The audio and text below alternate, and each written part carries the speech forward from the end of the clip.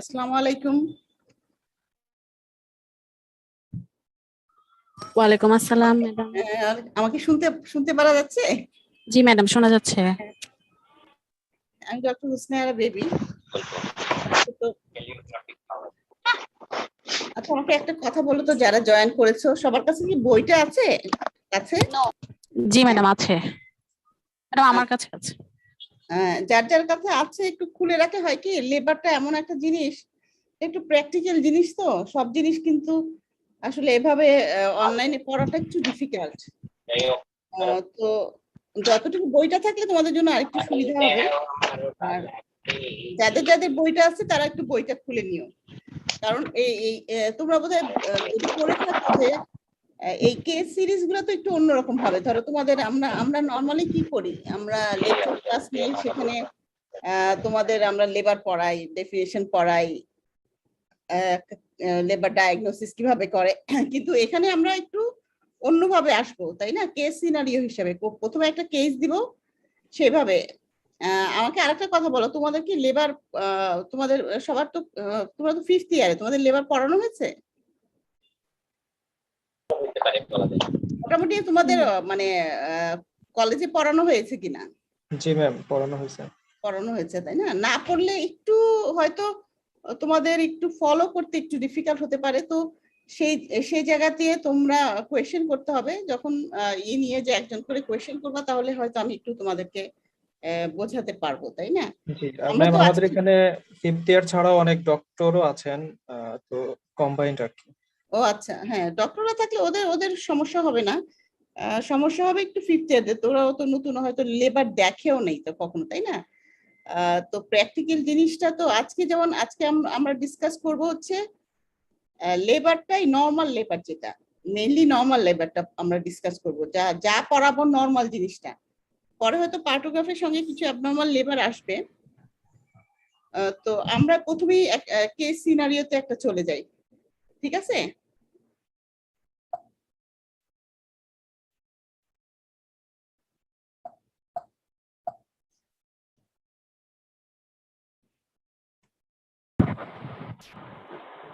একটা সিনারিও সবাই দেখতে পাচ্ছ তো, না? মিসেস রিনা, এজে 25 years, came in emergency with the complaints of lower abdominal pain for 4 hours, and she is a case of, she is at her 38 weeks of pregnancy. Now, how will proceed to manage this case? যখনই একটা patient আসে, whenever a patient came to our emergency or in our chamber, whenever, whatever, আমাদের কি করতে হয়? প্রথমে আমাদের diagnosis করতে হয়। ডায়াগনোসিস করতে হয় যে কেসটা কি, তারপরে আমরা ম্যানেজমেন্ট করি, তাই না? তো এই কেসটা আমরা ডায়াগনোসিস কিভাবে করব, কিভাবে প্রসিড করব? তো তোমরা তো সবাই জানো ডায়াগনোসিসের জন্য আমাদের কি লাগে। আমাদের কিছু সিমটম লাগে, যে সিমটম আমরা জিজ্ঞেস করি, যেটা পেশেন্ট বলে। আর কি লাগে? আর হচ্ছে সাইন, আমরা এক্সামিনেশন করে যেটা পাই। আর নাম্বার 3, তিনটা জিনিস লাগে আমাদের সব জিনিসের ডায়াগনোসিস করতে। একটা হচ্ছে symptom, that is the complaint of the patients. Number 2 হচ্ছে sign, that is the signs which we'll find after examining the patient, and some investigations. But the sign and symptom, these are the two important part. Investigations is required in some cases but not in all cases. তো সিমটমও লাগে, ইনভেস্টিগেশনও লাগে। তাহলে দেখো এই পেশেন্টের symptom কি, আমরা আমরা দেখেছি যে এটাও সিমটম, যে তার 38 উইকস, তার মানে সে 38 উইকস প্রেগনেন্সি, মানে তার অ্যামিনুরিয়াটা হচ্ছে 38 উইকস। তার মানে আমরা ধরতে পারি যে পেশেন্টটা টার্মে, কিন্তু তাই না? প্রেগনেন্সি তার, সে তো জানেই যে যার প্রেগনেন্সি 38 উইকস পর্যন্ত, সে তো জানেই যে অ্যামিনুরিয়া মানে তার প্রেগনেন্সি। তার সঙ্গে তার কি আছে? তার লোয়ার অ্যাবডোমিনাল পেইন। এখন এই লাস্টে 38 উইকস মানে তার third trimester of the patient, তাই না? প্রেগনেন্সিকে আমরা 3টা ভাগে ভাগ করি, তো first trimester, second and third ট্রাইমাস্টারে যখন লেবার লোয়ার অ্যাবডোমিনাল পেইন বলে, তাহলে আমরা প্রথমেই কিন্তু ধরে নেই যে তার লেবার পেইন, তাই না? লেবার পেইন, কিন্তু আমাদেরকে সেটা ডায়াগনোসিসের জন্য আমাদেরকে কি করতে হবে? পেশেন্টকে থরলি তার হিস্ট্রি নিতে হবে, তাকে এক্সামিনেশন করতে হবে, এবং যদি দরকার হয় কিছু ইনভেস্টিগেশন করতে হবে। তাহলে আমাদের হিস্ট্রিতে কি হবে? হিস্ট্রিতে সবচেয়ে important part for the diagnosis of labour হচ্ছে তার পেইনটা, তাই না? লেবার পেইন কেমন থাকে? লেবার পেইন আমরা জানি লেবার পেইন হচ্ছে ইন্টারমিটেন্ট পেইন হয়, তাই না? তাহলে আমাদেরকে প্রথমে জিজ্ঞেস করতে হবে তার পেইনটা কি continuous dilating pain or intermittent pain, intermittent and colicky pain, যেটা which comes at intervals, continuous না। তারপরে কি যে সেই পেইনটা যে তার 4 ঘন্টা ধরে পেইনটা হচ্ছে, সেই পেইনটা কি gradually increasing in frequency and duration, তার মানে আস্তে আস্তে তার 10 মিনিটে আগে একটা হয়েছে, এখন 2টা হচ্ছে, 3টা হচ্ছে, এরকম করে ফ্রিকোয়েন্সি বাড়ছে, অথবা তার ডিউরেশনটা বাড়ছে কিনা। প্রথম পেইনটা যে আসবে সেটা কি প্রথম হয়তো কয়েক সেকেন্ড থাকতো, 5 সেকেন্ড, তারপর হচ্ছে 10 সেকেন্ড, এরকম করে ডিউরেশনটা বাড়ছে কিনা। সবসময় লেবার পেইনের আমরা 2টা জিনিস দেখি, একটা হচ্ছে frequency and intensity or duration. এবং লেবার পেইনের ক্যারেক্টারিস্টিক্স হচ্ছে ফ্রিকোয়েন্সিটা গ্র্যাজুয়ালি বাড়বে এবং ডিউরেশনটা ইনক্রিজ করবে। তাহলে আমাদেরকে পেশেন্টকে আমাদের তার ভাষায় বুঝিয়ে বলতে হবে যে তার ব্যথাটা কি আগের চেয়ে বাড়ছে, অথবা তার যেটা ব্যথাটা যতক্ষণ থাকছে সেটা কি ডিউরেশনটা বাড়ছে কিনা। তাহলে এটা হচ্ছে ক্যারেক্টারিস্টিক। আরেকটা কি দেখতে হবে যে এই যে যখন তার ব্যথা হয়, when he feels pain in a lower abdomen, whether it is associated with hardening of the abdomen, তার তো অ্যাবডোমেনটা এনলার্জ, তাই না, because of the enlarge uterus, তখন পেশেন্ট বলবে যে পেটটা শক্ত হয়ে যায় কিনা, তাই না? কারণ ইউটেরাস যদি সেটা লেবার পেইন হয়, labour pain means uterine contraction. যদি লেবার পেইনের জন্য সে ব্যথা ফিল করে, তাহলে সেই ব্যথার সঙ্গে তার সে লোয়ার অ্যাবডোমেনটা ফিল করবে যে সেটা হার্ডেনিং হচ্ছে। তাহলে আমাদেরকে আরেকটা জিনিস জিজ্ঞেস করতে হচ্ছে যে তার যখন ব্যথা হচ্ছে, এটা তো ইন্টারমিটেন্ট পেইন হচ্ছে বলছে, একটা জিনিস করতে হবে ইন্টারমিটেন্ট হচ্ছে কিনা, এবং ইন্টারমিটেন্ট যখন হচ্ছে তখন যখন ব্যথা হয় তখন তার অ্যাবডোমেনটা হার্ড হচ্ছে কিনা, এটা হচ্ছে পেশেন্ট ফিল করতেছে। কারণ আমি প্রথম অ্যানালাইসিস করতেছি হচ্ছে তার পেইনটা, দ্যাট ইজ সিমটমস। এখন যদি তার পেইনটা অ্যাসোসিয়েটেড হয় হার্ডেনিং অফ দি ইউটেরাস, এবং এটা যদি ইন্টারভেলে আসে এবং gradually increasing in frequency and intensity, it is most likely labour pain. Okay, এখন আর কি সিমটম, আমাদেরকে কিছু সিমটম জিজ্ঞেস করতে হয় লেবার পেইনের অ্যাসোসিয়েটেড সিমটম, যে তার সঙ্গে আর কিছু সিমটম আছে কিনা, যে লেবার পেইন হচ্ছে তার সাথে whether there is blood stain discharge per vagina or not, যে তার কি ডিসচার্জ আছে, এটা আমাদেরকে জিজ্ঞেস করতে হবে। কেন জিজ্ঞেস করতে হয়? ব্লাড স্টেন ডিসচার্জ যেটা, সেটাকে আমরা শো বলি, it is also a sign of labour. কেন এটা হয়? যখনই তার জরায়ুর ইউটেরাসের ওপেনিং কি বলা হয়, ইউটেরাস এন্ড সার্ভিক্স, সার্ভিক্স যখন ডাইলেট করা শুরু করে, normally during pregnancy this cervix and the cervical canal is filled with the opercula. Opercula means the cervical thick cervical mucus secreted cervical mucus. সেটা দিয়ে কি হয়, সার্ভিক্সটা ক্লোজ হয়ে থাকে to prevent infection. This is a physiological condition, তাই না? But whenever the cervix labor pain হলে কি হয়, cervix effacement and dilatation শুরু হয়, এবং when it starts dilatation, this operculate কি হয়, ডিসলস হয়ে যায়, এবং যখন ডিসলস হয়ে যায় it causes some superficial bleeding. তো সেইটাই তখন শো হিসাবে cervical mucus along with slight bleeding is called the show, which is important sign of labour pain. তো তাকে জিজ্ঞেস করতে হবে, আপনার পেশেন্টটা সাধারণত কমপ্লেন করে আমার একটু ব্লাড যাচ্ছে, বলবে যে মিউকাসের মতো ব্লাড যাচ্ছে, ঠিক আছে? তাহলে সেটা আছে কিনা আমরা জিজ্ঞেস করব। আর কি টু এক্সক্লুড আদার জিনিস, যে তার এটা ফলস লেবার পেন কিনা জিজ্ঞেস করতে হবে, তার বার্নিং মিকচুরেশন অথবা কনস্টিপেশন আছে কিনা, যেগুলা ফলস লেবারের কারণ, তাহলে আমাদেরকে সেগুলো এক্সক্লুড করতে হবে। তাহলে আমরা প্রথমে তার জিজ্ঞেস করে এইসব জিনিসগুলো আমাদেরকে অ্যানালাইসিস করতে হবে যে লেবার পেইনটা ডায়াগনোসিসের জন্য। আর কি হিস্ট্রি নিতে হবে? আমাদের শুধু লেবার পেইন পেশেন্ট আছে সেটা ম্যানেজমেন্টের জন্য কিন্তু আমাদের কি করতে হয়, ডায়াগনোসিস করতে হয় এবং তাকে ট্রিটমেন্ট করতে হয়। তো ট্রিটমেন্ট করতে চাইলে তাকে তো অ্যাসোসিয়েটেড জিনিস জানতে হবে যে তার এটা কি প্রথম বাচ্চা নাকি, তার পুরো অবস্ট্রেটিক হিস্ট্রি জানতে হবে, মেনস্ট্রাল হিস্ট্রি জানতে হবে, তার আগের কোনো medical history, surgical history, antenatal care, যে তার মাটা এবং বাচ্চাটা ভালো কন্ডিশন ভালো আছে কিনা, তাই না?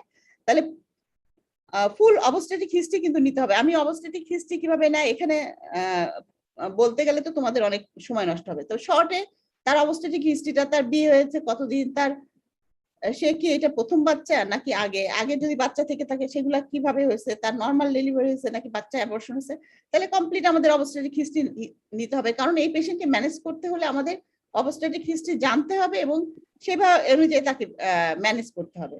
তাহলে ডিটেলস অবস্ট্রেটিক হিস্ট্রি জানতে হবে। তার এই যে সে বললো যে 38 সপ্তাহ তার এটা কি আসলে সে 38 সপ্তাহ না কি, সেটা আমাকে তার হিস্ট্রি, মেনস্ট্রাল হিস্ট্রি নিয়ে তার ডেটটা কনফার্ম করতে হবে। তাহলে মেনস্ট্রাল হিস্ট্রি দিতে গেলে আমাদের তার মেনাকি জানতে হয়, তার মেনস্ট্রাল সাইকেলটা রেগুলার আছে কিনা জানতে হয়, আর একটা হচ্ছে জানবো আমরা তার লাস্ট মেনস্ট্রাল পিরিয়ডটা কবে হয়েছিল, first day of the last menstrual period. সেটা আমাদের কেন দরকার? সেটা আমাদের তার ইডিডি বের করার দরকার, এক্সপেক্টেড ডেট অফ ডেলিভারিটা বের করবো, আর বের করবো যে সে এখন তার কত উইকস অফ প্রেগনেন্সি আছে। আর কি জিজ্ঞেস করা দরকার আছে? History of any medical disorder, তার কি সে কি নন ডায়াবেটিক কিনা, সে তার প্রেশার আছে কিনা, হাইপারটেনসিভ কিনা, সেইসব জানাতে। প্রিভিয়াস কোনো সার্জারি হয়ে গেছে, মায়োমেক্টমি হয়েছে কিনা। একটা তো অবস্ট্রেটিক তার সিজারিয়ান সেকশন হতে পারে যদি তার আগে ডেলিভারি হয়ে থাকে, তাই না? তাহলে সেগুলো আমাদের জানতে হবে। আর একটা জিনিস জানতে হবে যে সে এন্টিনেটাল কেয়ারে ছিল কিনা, সে তার এই যে প্রেগনেন্সি পিরিয়ডে সে এন্টিনেটাল কেয়ারে ছিল কিনা, তার টিটানাস ইনজেকশন দেওয়া হয়েছে কিনা, সে রেগুলার রুটিন যে ইনভেস্টিগেশন করি আমরা এন্টিনেটাল কেয়ারে সেগুলো করা হয়েছে কিনা, এই পিরিয়ডে, এই প্রেগনেন্সি পিরিয়ডে তার প্রেশার ছিল কিনা, ডায়াবেটিস ছিল কিনা, অথবা কোনো কমপ্লিকেশন ছিল কিনা। এগুলো কিন্তু আমাদের ডিটেলস হিস্ট্রি নিতে হবে তাকে ম্যানেজ করার জন্য। এই হিস্ট্রি তো, এই অবস্ট্রেটিক মেনস্ট্রাল হিস্ট্রি, এগুলো কিন্তু ডায়াগনোসিসের জন্য দরকার নেই। আমাদের ডায়াগনোসিসের জন্য দরকার ছিল শুধু সিমটম যেগুলো ছিল তার, আর অ্যাসোসিয়েটেড সিমটম, ঠিক আছে? আর হিস্ট্রি হচ্ছে তাকে ম্যানেজমেন্টের জন্য। এখন কি করব আমরা বললাম সেকেন্ড পার্ট, ডায়াগনোসিসের সেকেন্ড পার্টে আসি। সরি, সেকেন্ড পার্ট কি? আমাদের ফিজিক্যাল এক্সামিনেশন করতে হবে। এখন আমাদের কিন্তু সে একই জিনিস আছে, এক্সামিনেশনের বেলাও আমাদের হচ্ছে একটা, যদি শুধু ডায়াগনোসিস অফ লেবার পেইন করতে হয় তাহলে কিন্তু আমরা শুধু অ্যাবডোমিনাল এক্সামিনেশন অথবা পার্ট ভেজাইনাল এক্সামিনেশন করলেই হয়ে যায়। বাট আমরা পেশেন্টের মায়ের ওয়েলবিংটা জানতে হবে, ফিটাল ওয়েলবিং জানতে হবে। এই জন্য আমাদেরকে তাকে থরলি এক্সামিনেশন করতে হবে, তার জেনারেল এক্সামিনেশন। সরি, প্রেগনেন্ট মাদের আমরা সাধারণত জেনারেল এক্সামিনেশন শর্টে করি। কি করি? পালস দেখি, ব্লাড প্রেশার দেখি, জন্ডিস দেখি, ইডিমা দেখি, এনিমিয়া দেখি। বাকি হাজার জিনিস আছে সেগুলো আমরা দেখি না যদি না তার হিস্ট্রিতে ইন্ডিকেটেড হয়, তাই না? তাহলে আর কি করি? যদি তার কাশি টাশি কিছু থাকে তাহলে আমরা লাংসটা অস্কালটেট করি, হার্টটা অস্কালটেট করি, আর ব্লাড প্রেশার দেখি, পালস, ব্লাড প্রেশার। ঠিক আছে? তাহলে জেনারেল এক্সামিনেশন। তারপরে আসো ইম্পর্টেন্ট পার্ট, সেটা হচ্ছে পার অ্যাবডোমিনাল এক্সামিনেশন। পার অ্যাবডোমিনাল এক্সামিনেশনে করব কিন্তু আমরা, দেখি তোমাদের, আচ্ছা, পার অ্যাবডোমিনাল এক্সামিনেশন আমরা কি দেখবো? পার অ্যাবডোমিনাল এক্সামিনেশন আমরা দুইটা জিনিস দেখবো, মানে মেইন যদি হেডিং বলি, একটা হচ্ছে ম্যাটারনাল মানে ফিটাল ওয়েলবিং, আর একটা হচ্ছে আমরা দেখবো তার ডায়াগনোসিসের জন্য যে তার ইউটেরাইন কন্ট্রাকশন আছে কিনা। তাহলে এগুলোর মধ্যে ফিটাল ওয়েলবিং এর মধ্যে প্রথম আমরা কি দেখবো? যে বাচ্চাটার প্রেজেন্টেশন কি, তাই না? সেই জন্য আমাদেরকে কি দেখতে হবে? বাচ্চার প্রেজেন্টেশন এবং তার গ্রোথটা ঠিক আছে কিনা। তাহলে আমরা হাইট অফ দি ইউটেরাস দেখবো, হাইট দেখবো, আমরা যা যা দেখি, তাই না? আর কি দেখবো? গ্রিপ গুলা দেখা হয় তোমরা এগুলো এক্সামিনেশন যদি পড়ে থাকো তাহলে সেখানে তো পড়েছো যে আমরা কিভাবে দেখি একটা প্রেগনেন্ট উমেনকে। হাইট অফ দি ইউটেরাস দেখি, তারপর হচ্ছে ফান্ডাল গ্রিপ দেখি, ফান্ডাল গ্রিপে তার প্রেজেন্টেশন দেখার জন্য ফান্ডাল গ্রিপে সাধারণত কি থাকে, বাটারটা থাকে, তাহলে সফট এন্ড একটা ব্রড পার্ট থাকবে।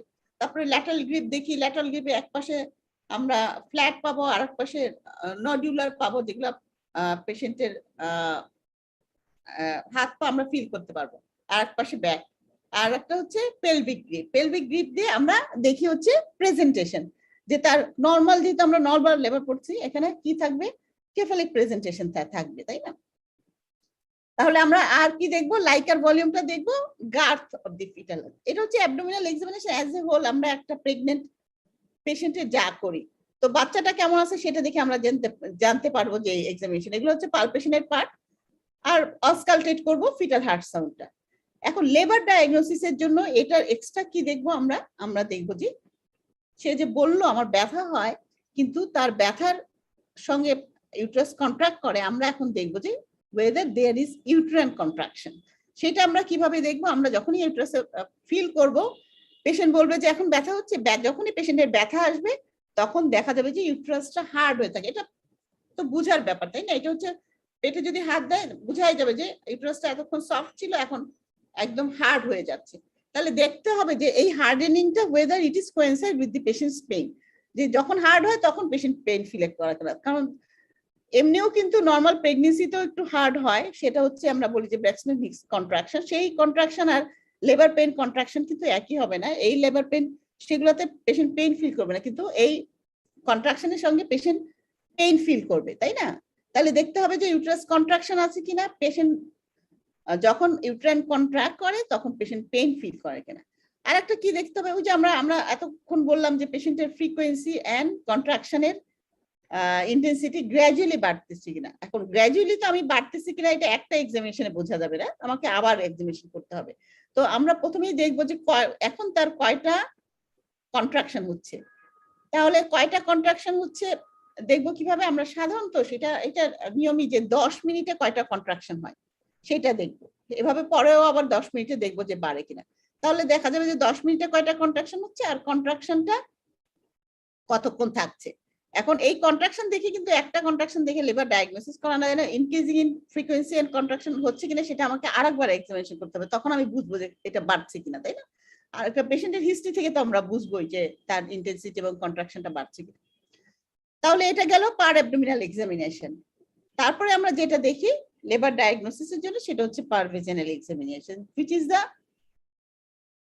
Proven case. কারণ ডায়াগনোসিসের জন্য সবচেয়ে ইম্পর্টেন্ট হচ্ছে পার ভেজানাল এক্সামিনেশন। যতই থাকুক ইউটারাইন কন্ট্রাকশন, কিন্তু পার ভেজানালে যদি সাইন না থাকে, যদিও সেটাও গ্র্যাজুয়ালি আমাদেরকে দেখতে হয়, তাহলে তো হবে না। তাহলে পার ভেজানাল এক্সামিনেশন আমরা করবো। পার ভেজানাল এক্সামিনেশন করতে হলে আমরা যে কোনো পেশেন্ট লেবারে থাকুক, প্রেগনেন্সি পেশেন্টের পার ভেজানাল এক্সামিনেশনে আমরা কি দেখি।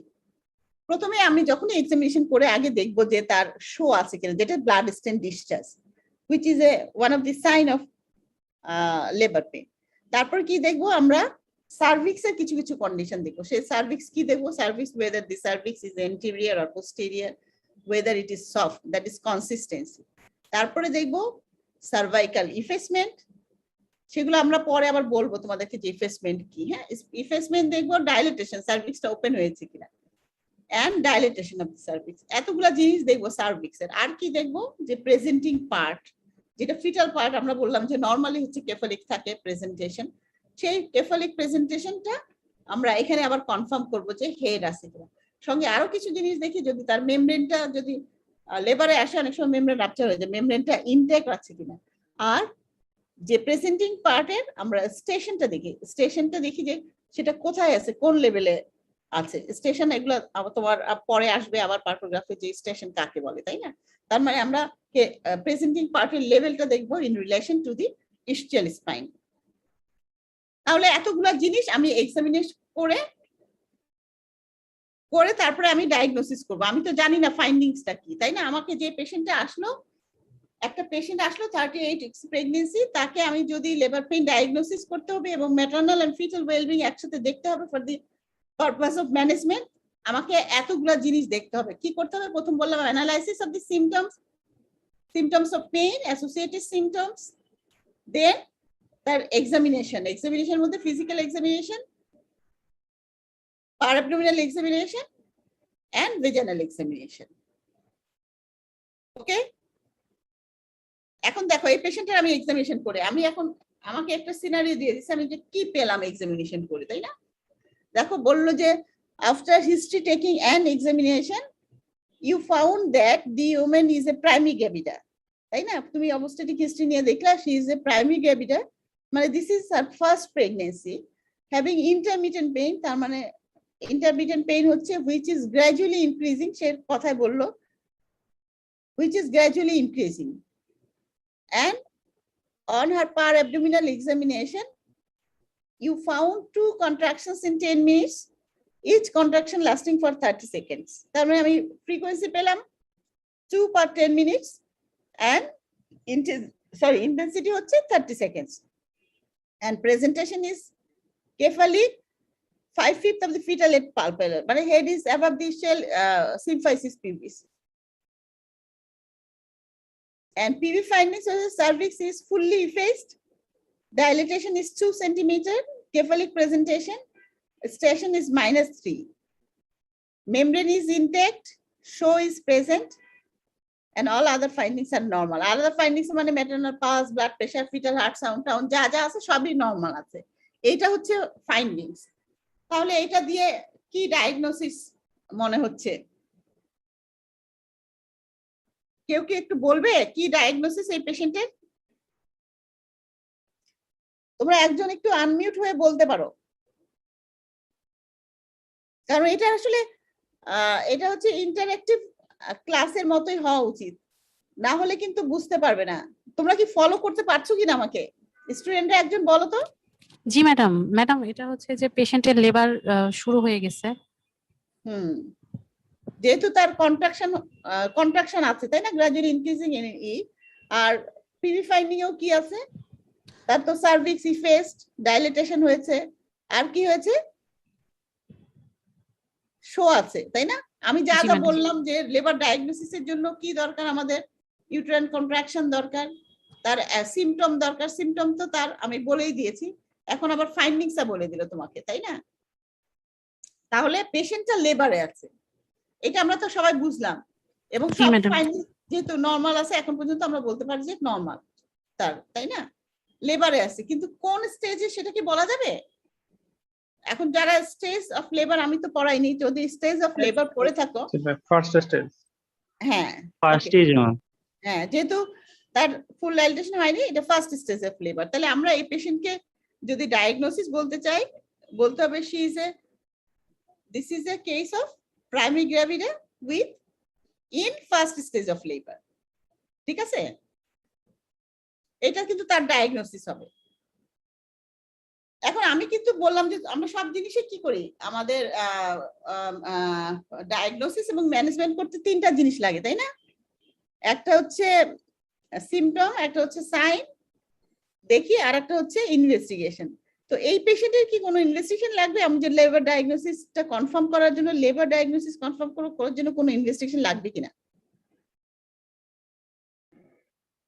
ম্যাডাম যদি অ্যাভেলেবল থাকে একটা সিটিজি করতে পারি। না, সেটা হচ্ছে কি, আমরা ইনভেস্টিগেশন আবার 2 রকম হয়, একটা for the confirmation of the diagnosis, একটা হচ্ছে ফর দি ম্যানেজমেন্ট পারপাস। এখন কনফার্মেশনের ডায়াগনোসিস কনফার্মের জন্য কোনো ইনভেস্টিগেশন লাগবে কিনা? ম্যাডাম মনে হচ্ছে না লাগবে।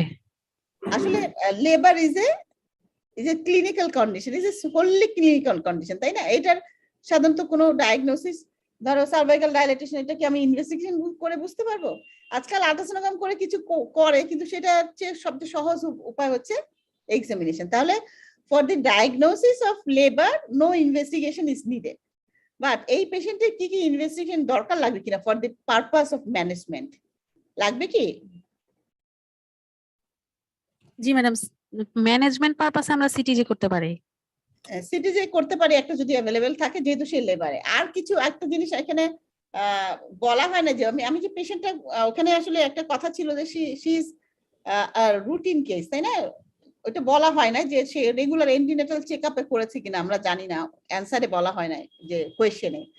যদি সে রুটিন এন্টিনেটাল চেক আপ না করে থাকে, হতে পারে না সে একবারে আসছে কোনো এন্টিনেটাল চেক আপ করে নাই, দেন সেই ক্ষেত্রে কিন্তু কিছু ইনভেস্টিগেশন লাগবে, জি তাই না? ম্যাডাম, বেসিক investigation লাগবে। ম্যাডাম আল্ট্রাসোনোগ্রাম তো লাগবেই, ব্লাড গ্রুপিং। আলট্রাসোনোগ্রাম অত ইম্পর্টেন্ট না এই পেশেন্টের, যেটা Hemoglobin আমি যদি percentage, সবকিছু urinary আমি তো blood protein, হ্যাঁ, and তার আমরা রুটিন কিছু ইনভেস্টিগেশন করি না, সে যদি না করে থাকে, সে যদি রেগুলার চেক আপে থাকে অবশ্যই তার করা হয়েছে, কিন্তু সে যদি ইন্টিনেটাল চেক আপ না করে থাকে তাহলে সেই রুটিন ইনভেস্টিগেশন গুলা করতে হবে কিন্তু, তাই না? সেগুলা যতটুকু পারা যায়। এখন তো তার সে লেবার পেন অল্প, আমরা একটা হেমোগ্লোবিন করা না থাকলে আমাকে দেখতে হবে না সে হেমোগ্লোবিন কত আছে। সে যদি এনিমিক হয়, এনিমিয়া তো খুবই কমন আমাদের দেশে, তাহলে আমি এখন ওই ইনভেস্টিগেশন গুলা আলাপ করবো না, কারণ সেটা আবার তোমাদের এন্টিনেটাল কেয়ারে পড়া হবে, এখন আলাপ করতে গেলে তোমার সময় হয়ে যাবে। তাহলে যদি রুটিন যে এন্টিনেটাল চেক আপের আমরা টেস্ট গুলো করি সেগুলো যদি না করা থাকে, দ্যাট শুড বি ডান, এখন তো করতে হবে তাকে, ঠিক আছে? এখন তো পেশেন্ট তো লেবার পেন নিয়ে first stage of labour pain নিয়ে আসছে, এখন কি করতে চাও? Will you advise her to be admitted in the hospital now? Yes ma'am. আর কেউ কিছু বলবে? ওকে, আমরা আসলে প্র্যাকটিক্যালি কিন্তু এরকম একটা পেশেন্ট আসলে অ্যাডমিট করে দেই, বাট এই পেশেন্টের যার সবকিছু নরমাল, তাই না?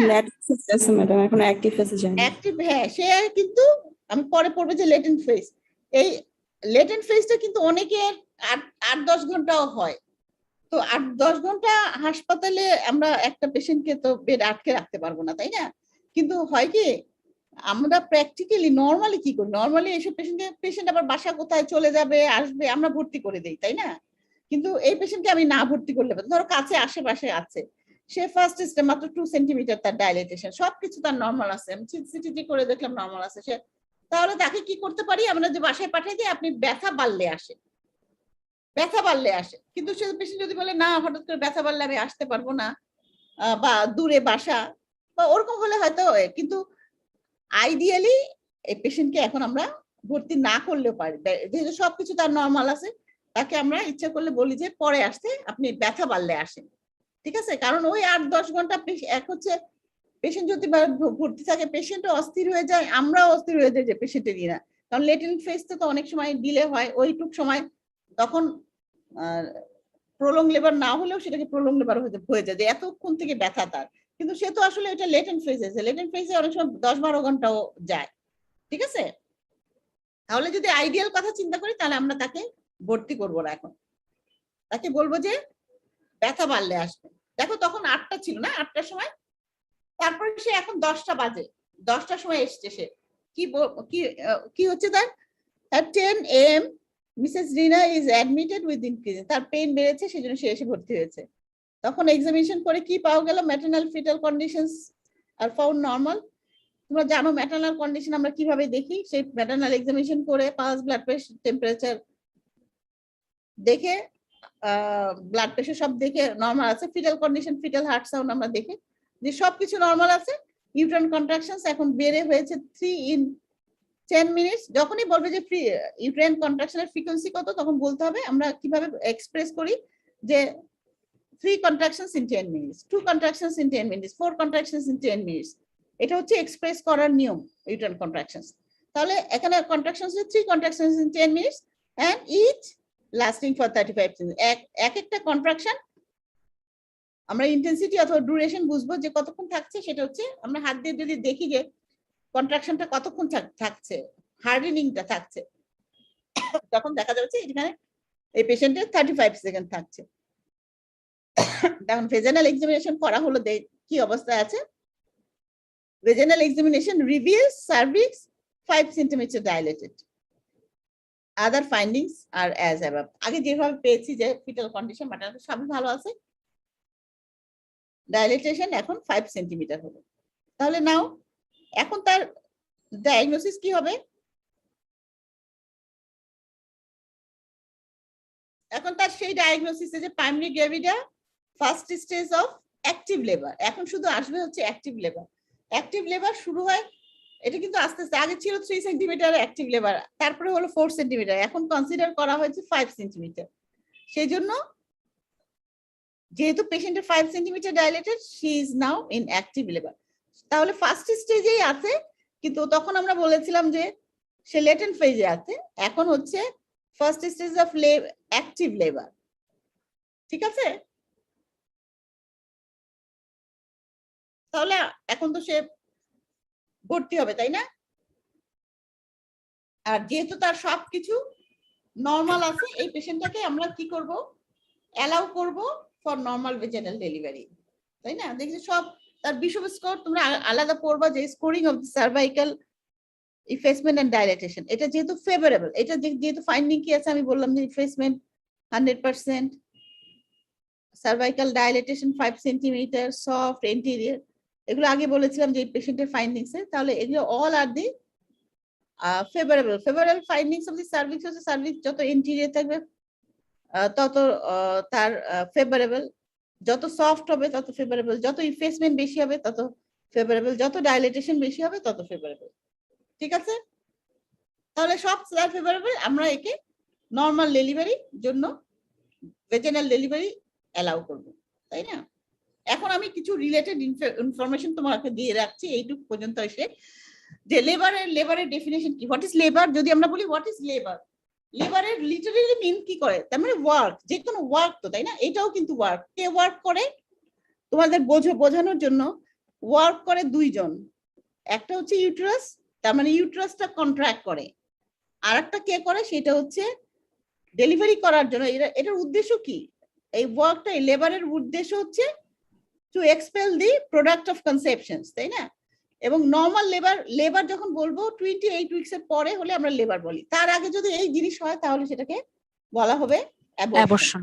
তাহলে 28 উইকস এর পরে যখন তার ইউট্রাইন কন্ট্রাকশন হবে। আর একটা কি বলছি, যে দুইটা কাজ করে দুইজন, একটা হচ্ছে ইউট্রাইন কন্ট্রাকশন, আর একটা হচ্ছে the lower abdominal muscle and pelvic muscle, that is bear down effort. Bear down effort কে করে, সেটা হচ্ছে ভলান্টারি কন্ট্রাকশন, সে পেশেন্ট কিন্তু করে, লোয়ার অ্যাবডোমিনাল মাসল কন্ট্রাক্ট করে এবং পেলভিক মাসল রিল্যাক্স করে, তাই না? এটাকে বিয়ার ডাউন এফোর্ট বলে।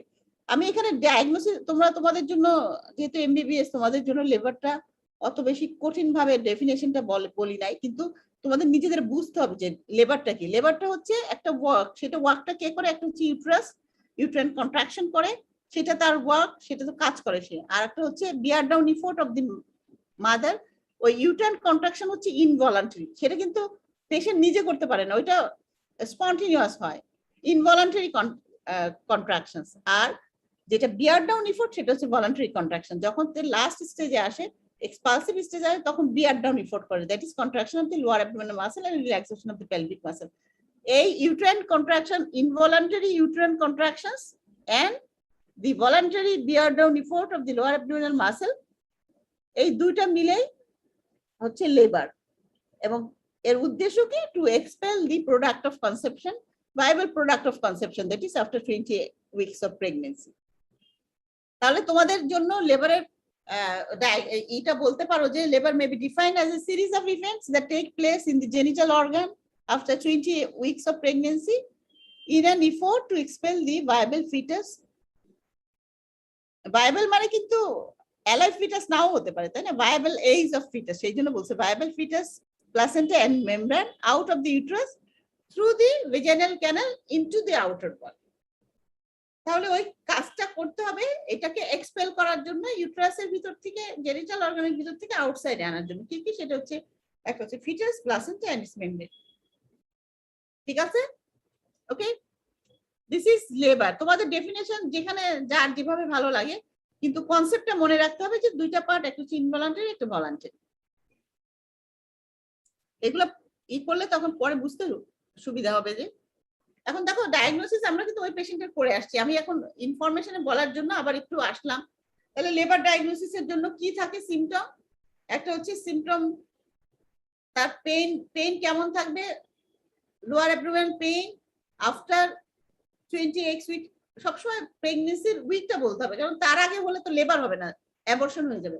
এই জন্য বলতে হবে যে একটা সিমটমের মধ্যে হচ্ছে, প্রথম ইম্পর্টেন্ট সিমটম হচ্ছে pain which occurs in lower abdomen after 20 weeks of pregnancy, and the labor pain is intermittent which is gradually increasing in intensity and in duration.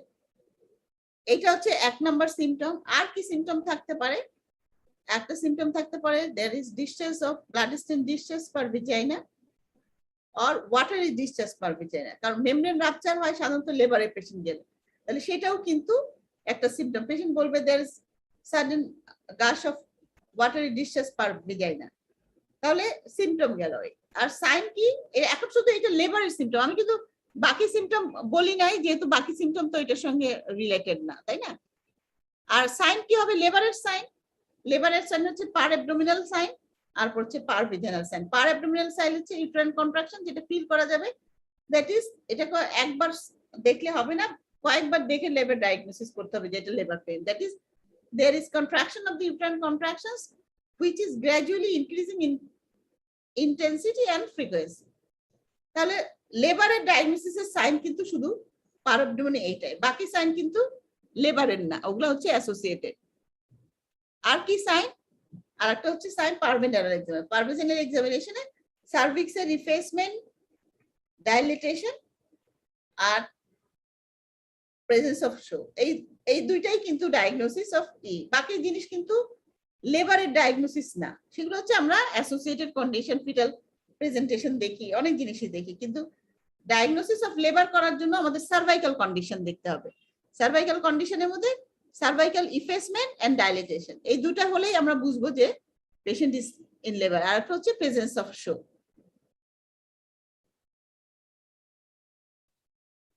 কিছু কিছু টার্ম আমরা বারবার বলতেছি, তো সেই জন্য টার্ম গুলো আমি একটু তোমাদেরকে শেয়ার করি। একটা হচ্ছে আমরা ইউটেরাইন কন্ট্রাকশন বলি। ইউটেরাইন কন্ট্রাকশন মানে কি? দেখবো যে মাঝে মাঝে কতগুলো ডেফিনেশন আসবে। একটা হচ্ছে ইউটেরাইন কন্ট্রাকশন, একটা হচ্ছে রিট্রাকশন, আবার এতক্ষণ বললাম আমি সার্ভাইকাল ডাইলেটেশন, সার্ভাইকাল ইফেসমেন্ট, আর একটা হচ্ছে শো। শো কিন্তু আমি বলে ফেলছি, শোটা আর বলবো না। ইউটেরাইন কন্ট্রাকশন কি? ইউটারাসের যে মাসেল আছে, যে shortening of the muscle length. Contraction means shortening of the muscle length, and after relaxation this short muscle length returns to its original length, মানে কন্ট্রাকশনের জন্য ছোট হবে, আবার রিল্যাক্সেশন হলে বড় হয়ে যাবে, আগের লেন্থে ফিরে যাবে। This is uterine contractions. এই কন্ট্রাকশনস হয়ে কি হয় পেশেন্টের? কন্ট্রাকশনের উদ্দেশ্য কি? লেবার পেইন যখন শুরু হয় ইউটেরাইন কন্ট্রাকশন দিয়ে শুরু হয়। কন্ট্রাকশন হলে সার্ভিক্স ইফেস্ট হয়, এম ডাইলেটেশন হয় এবং ফিটাসও ডিসেন্ড হয়। কিন্তু মেইন কাজ হচ্ছে ডিসেন্ডের হচ্ছে রিট্রাকশন। আর রিট্রাকশন কি? What is the difference between uterine contractions and retractions? Retractions means there is shortening of the muscle length of the muscle fiber. There is during contraction there is shortening of the length of the muscle fiber, but after relaxation it does not return to its original length but remains shorter. মানে ধরো patient ইউটেরাসের লেন্থটা ছিল, মাসেলের length ছিল 8 centimetre, contraction হয়ে 4 centimetre হলো, then after relaxation it does not return to its original length 8 centimeter, but it remains shorter, that is 7 or 6 centimeter.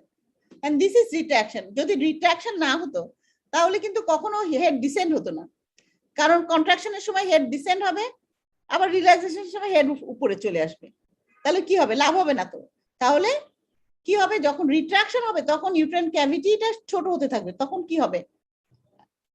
ফিটাসকে pressure দিবে নিচের দিকে, এবং এই রিট্রাকশনের কাজই হচ্ছে কন্ট্রাকশনের সময় যে ডিসেন্ড হবে, and the uterine fetal parts, that descent is maintained by uterine retraction.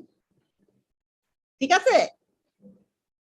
তারপর সার্ভাইকাল ইফেসমেন্ট। সার্ভাইকাল ইফেসমেন্টে আমি তোমাদেরকে একটু ওই ছবিটা দেখালে একটু বুঝতে পারবে। নরমালি কি হয়? যদি আমরা পারভিজানের এক্সামিনেশন দেখো, ফার্স্ট নাম্বার এ ছবিটা দেখো, এটা হচ্ছে নর্মাল। যদি পেশেন্ট প্রেগনেন্সিতে থাকে, লেট থার্ড ট্রাইমেস্টার, এরকম পিপি করলে দেখা যায় একটা প্রজেকশন, সার্ভিক্সের একটা প্রজেকশন থাকে, তার মধ্যে এইখানে হচ্ছে ইন্টারনাল অস আর এটা হচ্ছে এক্সটার্নাল অস। তাহলে বাকিটা কি? একটা সার্ভাইকাল ক্যানাল, এটা কিন্তু cervical canal. This is internal os, this is external os. এইটাতে হচ্ছে সার্ভিক্স, নট ইফেস। এটা হচ্ছে সার্ভিক্সটা, complete length of the cervix দেখা যাচ্ছে, তাই না? এটা সার্ভাইকাল ক্যানালটা হচ্ছে। তারপরে দেখো যখন ইউট্রাইন কন্ট্রাকশন হচ্ছে, কন্ট্রাকশন হয়ে হয়ে সার্ভিক্সটা ইফেস্ট হয়। তার মানে কি সার্ভিক্স কি চলে যায়? দেখো এখানে হচ্ছে cervical effacement means shortening of the length of the cervix that takes place from below upwards. তার মানে নিচের থেকে শর্টেনিং হয়ে আসতেছে। তার মানেটা কি? এটা কোথায় যাচ্ছে? সার্ভিক্সের এইটুক কি চলে গেছে ওনাকে দেয়? এটা কোথাও চলে যাচ্ছে না, দ্যাট ইজ এটা ওপেনিং আপ হয়ে যাচ্ছে। এই ওপেনিংটা ইন্টারনাল অসটা ওপেন হয়ে যাচ্ছে এবং this cervix becomes, because of the uterine contractions and retraction, this cervix becomes incorporated with the lower uterine segment. This is lower uterine segment. এখানে এই পার্টটু, এই ইউটারাসের এখানে পার্ট, সেই পার্টটা কিন্তু আছে সার্ভিক্সের। এটা হচ্ছে এই লোয়ার ইউটারাস সেগমেন্টের সঙ্গে ইনকর্পোরেটেড হয়ে যাচ্ছে। তো যতই সার্ভিক্সটা ইনকর্পোরেটেড হয়ে যাচ্ছে, it becomes shorter and this is effacement. তাহলে তোমাদের ডেফিনিশন বলে তাহলে বলবো যে it is a shortening of the cervix that takes place from above downwards, and this is because of the incorporation of the cervix, opening out of the internal os and incorporation of the cervix with the lower uterine segment. দেখো এটা হচ্ছে আনইফেসড, এটা হচ্ছে 50% এর বেশি ইফেসড, আর এখানে হচ্ছে fully ইফেসড। when এখানে কিন্তু তার প্রজেকশন নাই, কোনো সার্ভিক্যাল ক্যানাল নাই। তাহলে ফুললি যখন ইফেসড হয়ে যাবে, the whole of the cervix becomes incorporated with the uterine lower uterine segment and এই ক্যানাল আর থাকবে না তখন। এখানে কিন্তু কোনো ক্যানাল নাই আর না, পুরো সার্ভিক্স এটা হচ্ছে ফুললি ইফেস সার্ভিক্স। দেন হচ্ছে সার্ভাইকাল ডাইলেটেশন। সার্ভাইকাল ডাইলেশন ইফেসমেন্ট এখানে ফুললি, এখানে যেহেতু just tip of the finger. তারপর ডাইলেটেশন কি? সার্ভিক্স যখন এই তার ইন্টারনাল অসটা বিকামস এনলার্জ, এই ইন্টারনাল সার্ভিক্স, এই সার্ভিক্সটা এখন আরো ইনকর্পোরেটেড হয়ে এটা আস্তে আস্তে মাসেলের শর্টেনিং অফ দি মাসেলের সঙ্গে সঙ্গে সার্ভিক্সটা ওপেন আপ হয়ে যাচ্ছে। This is dilatation of the cervix, that is internal অস, ডাইলেটেশন অফ দি ইন্টারনাল অস।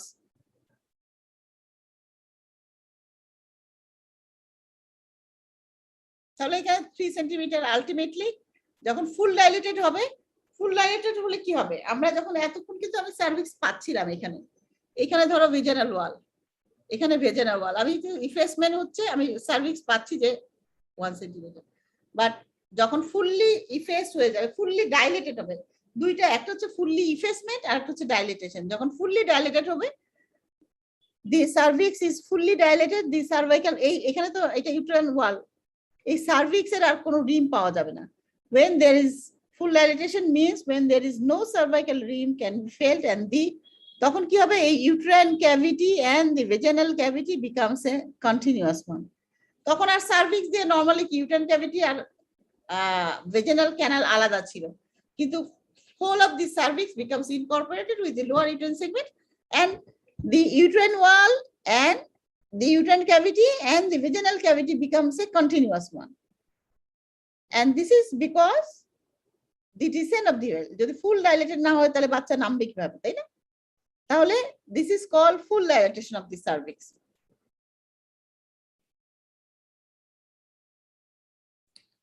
এখন আসো আমরা স্টেজেস অফ লেবার। আমাদের ডায়াগনোসিস লেবার পড়াতে গেলে এই স্টেজেস অফ লেবার অলরেডি আমরা বলে ফেলেছি যে স্টেজ অফ লেবার মেইনলি কিন্তু 3টা stage, stage 1, stage 2, stage 3। First stage কাকে বলবে? ফার্স্ট স্টেজে পেশেন্টের যখন কন্ট্রাকশন শুরু হবে labour pain, it starts from the true labour pain, মানে লেবার পেনটা হতে হবে সেটা ট্রু লেবার পেন হতে, ফলস লেবার পেন হলে হবে না। ট্রু লেবার পেন ডায়াগনোসিসের কথা তো আমি আগেই বলে দিয়েছি যে পেশেন্টের কমপ্লেন থাকবে lower abdominal pain which is gradually increasing in intensity and consistency and the presence of show, and after examination there is uterine contraction পাবে with increasing intensity and duration, and per vaginal examination presence of show, cervical effacement and dilatation. This is a true labor. তাহলে true labor, তাহলে first stage starts from the true labor up to the full dilatation of the cervix. এতক্ষণ বললাম cervix dilate হলো, ইফেসমেন্ট হলো, dilate হলো, ফুল dilate হলো, সেই ফুল dilate হওয়া পর্যন্ত হচ্ছে first stage of labour.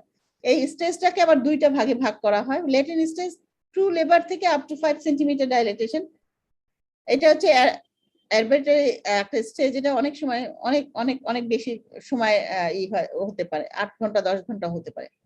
R active stage হচ্ছে from 5 centimeter to full dilatation of the cervix. This is active phase of the labor. Okay, এখন আমাদের duration of the first stage কতক্ষণ হবে নরমাল ডিউরেশন? নরমালি সাধারণত প্রাইমারিদের হচ্ছে 12 ঘন্টা, 12 to 14 hours. সেটার মধ্যে আবার বেশিরভাগই হচ্ছে লেটেন্ট ফেজ। আর মাল্টিদের সাধারণত 8 to 10 আওয়ার্স। এটা হচ্ছে তোমরা একটু বিভিন্ন বইয়ে দেখবা যে বিভিন্ন রকম একটু ভ্যারি করে। কোনো বইয়ে 12 আওয়ার্স পর্যন্ত ধরা হয় যে একদম তো একই রকম সময় হবে না। 12 আওয়ার্স, 10 to 12 আওয়ার্স হবে, কোথাও ম্যাক্সিমাম 14 আওয়ার্স। তো কোনো বইয়ে 14 আওয়ার্স, কোনো বইয়ে 10 to 12 আওয়ার্স, কোনো বইয়ে 12 আওয়ার্স। আর মাল্টিদের সাধারণত 6 থেকে 8 আওয়ার্স।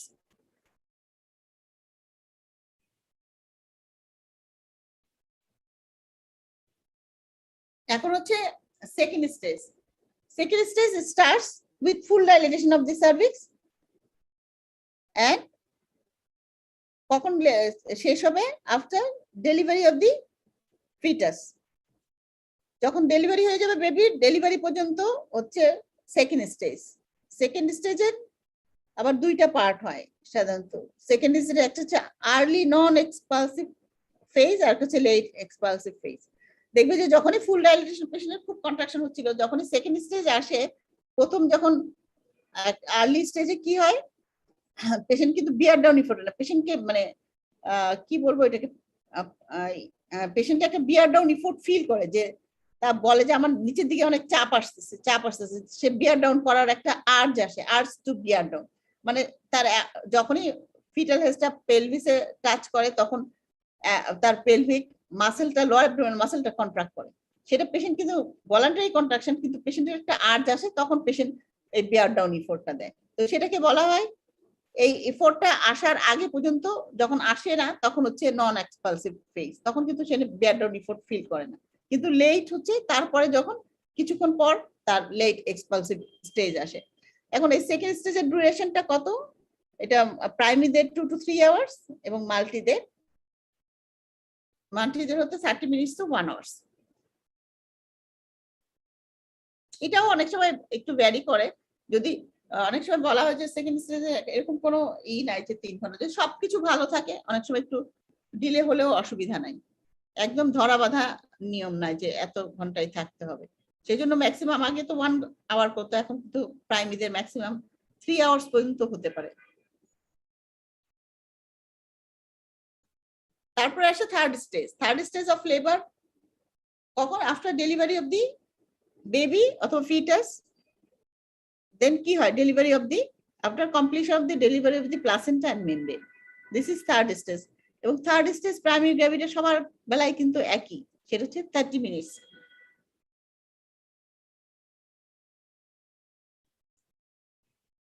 আমি না মেকানিজম অফ লেবার, এটা হচ্ছে মেকানিজম অফ লেবার, যে ডিউরিং ডেলিভারি পেশেন্টের যে চেঞ্জ হয়, তাই না? এখন হচ্ছে for the adaptation in the maternal pelvic cavity, the change of position of the fetal head during its journey from the uterus to the outside, এটাকে বলে মেকানিজম। মেকানিজম আসলে এখানে পড়ানোর কিছু নাই, কারণ এটা তোমাদের একদমই প্র্যাকটিক্যাল পেলভিস নিয়ে, ফিটাল হেড নিয়ে পড়াতে হবে। সেই জন্য আমি কিন্তু মেকানিজমটা এখানে বেশি করব না। আর তোমরা যখন বাকি জিনিস পড়বা, what is engagement, descent, flexion, এগুলা এখানে এটা হচ্ছে কি, তোমাদের কাছে না দেখাই দেই আমি, সেটা সম্ভব না। পেলভিস লাগবে আমার কাছে, পেলভিস থাকলে হয়তো তোমাদেরকে দেখিয়ে দিতে পারতাম, কিন্তু মেকানিজম অফ লেবার ক্লাস নিতে 1 ঘন্টা সময় লাগে। তো এটা যদি তোমাদের সমস্যা হয়, তোমরা আরেকটা ক্লাস করতে পারো, সেটা আমাকে পেলভিস আনতে হবে, পুতুল আনতে হবে, কিন্তু সেটা আমাকে এই জুমে আমি দেখাতে পারবো কিনা ইটস ডিফিকাল্ট, তাই না? তাহলে মনে রাখো যে মেকানিজম হচ্ছে যে the adaptation of the position and changes in the position of the presenting part during its journey through the pelvic cavity from the uterus to the outside. যা চেঞ্জ হয় সেটাকে সাধারণত প্রেজেন্টিং পার্ট হিসাবে আমরা, পুরো বডিরই change হয়, কিন্তু presenting পার্টেরও position, কারণ পেলভিস কিন্তু একটা সিম্পল একটা টিউব না।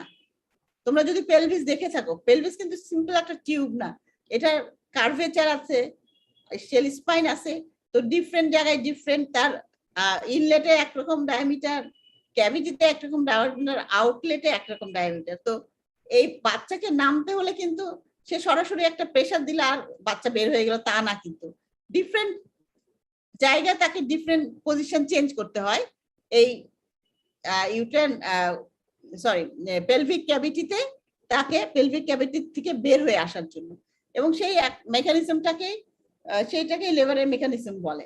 তাহলে সেটা অনেকগুলো পার্ট আছে, এনগেজমেন্ট হয়, ডিসেন্ড হয়, ফ্লেকশন হয়, ইন্টারনাল রোটেশন হয়, ক্রাউনিং হয়, তারপরে এক্সটেনশন হয়, restitution, external rotation and lateral flexion.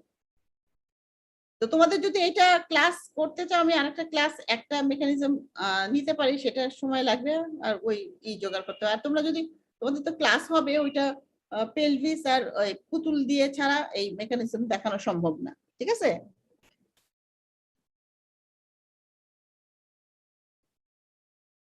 এখন আমরা বললাম যে লেবার, এতক্ষণ কিন্তু আমি ডায়াগনোসিস বললাম, যে যেটা লেবারের ডেফিনিশন বললাম সেটা কিন্তু লেবারের ডেফিনিশন বললাম, তাই না? এবং লেবার কিন্তু নর্মাল হতে পারে, অ্যাবনর্মাল লেবার হতে পারে। এখন নর্মাল লেবার কখন বলবো? নর্মাল লেবারের কনসেপ্টটাই হচ্ছে, এটা কিন্তু আমাদেরকে ডায়াগনোসিস করতে হবে রেট্রোস্পেক্টিভলি, কারণ ডেলিভারি হওয়ার পর আমরা বুঝতে পারবো যে তার লেবারটা নর্মাল ছিল কিনা, লেবার এন্ড ডেলিভারিটা নর্মাল ছিল কিনা।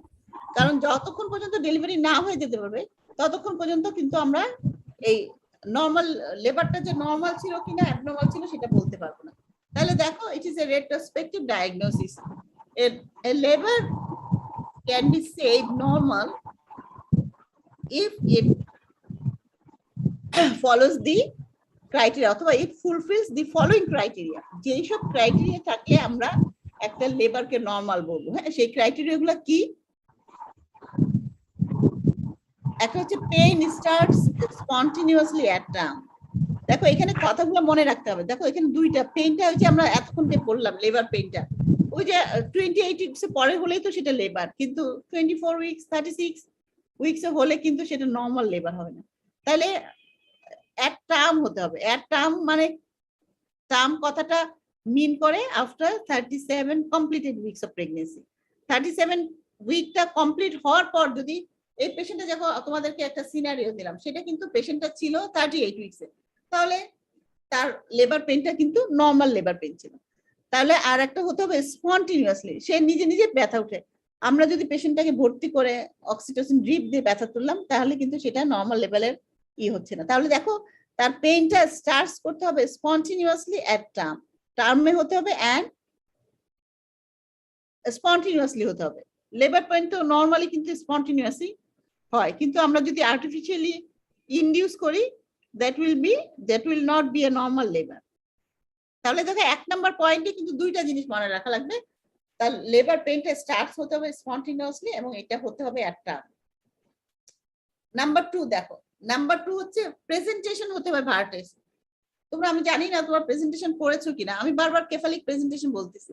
কেফালিক প্রেজেন্টেশন মানে যখন when head lies in the lower uterine segment, তো হেডের কিন্তু অনেকগুলো আছে, শুধু কেফালিক প্রেজেন্টেশন মানেই নর্মাল প্রেজেন্টেশন না। কেফালিক প্রেজেন্টেশনের ভার্টেক্স প্রেজেন্টেশন হয়, ব্রাও প্রেজেন্টেশন হয়, ফেস প্রেজেন্টেশন হয়। যখন ভার্টেক্স প্রেজেন্টেশন হবে, প্রেজেন্টেশন তোমরা পড়বে হোয়াট ইজ ভার্টেক্স প্রেজেন্টেশন, এখানে এটার স্কোপ নাই, কারণ ওই প্রেজেন্টেশন পড়াতে গেলে তো আরেক ক্লাস। তো যখন পেশেন্টের ভার্টেক্স প্রেজেন্টেশন থাকবে সেটা হলে নর্মাল হবে। কিন্তু তার যদি ভেজানাল ডেলিভারি হয় with face presentation, vaginal delivery with breech presentation, vaginal delivery হয় with shoulder presentation, সেগুলা কিন্তু নর্মাল লেবার হবে না। তাহলে vaginal delivery হতে হবে ভার্টেক্স প্রেজেন্টেশন, প্রেজেন্টেশন তার ভার্টেক্স হতে হবে। তাহলে এটা হচ্ছে 2 নাম্বার ক্রাইটেরিয়া। নাম্বার 3 হচ্ছে তার নর্মালি হতে হবে। নর্মালি মিন্স তাকে অ্যাবডোমিনাল না, তার vaginal ডেলিভারি হতে হবে, তাই না?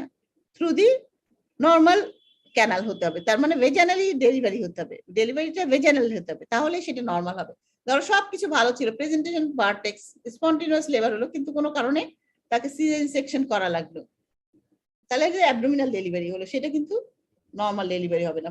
সবকিছু ভালো, মা বাচ্চা ভালো আছে, কিন্তু কিন্তু ডেলিভারিটা আমরা সিজারিয়ান সেকশন করলাম, that is not normal labour. তাহলে ডেলিভারিটা হতে হবে পার ভেজাইনা। নাম্বার 3 কি, উইদাউট অ্যাসিস্ট্যান্স, মানে কোনো অ্যাসিস্ট্যান্ট। অনেক সময় কি হয়, আমরা ডিলে হলে ভেন্টোজ ইউজ করি, ফরসেপ ইউজ করি, এক্সেপ্ট ইপিসিওটমি নর্মালের মধ্যেই পড়বে। তাহলে কোনো এক্সট্রা অ্যাসিস্ট্যান্ট নেওয়া যাবে না। সেটা হচ্ছে যদি নেওয়া হয় ভেন্টোজ করা হয় অথবা অ্যাসিস্টেড, যে কোনো অ্যাসিস্টেড ডেলিভারি করা হয়, that will not be a normal labour.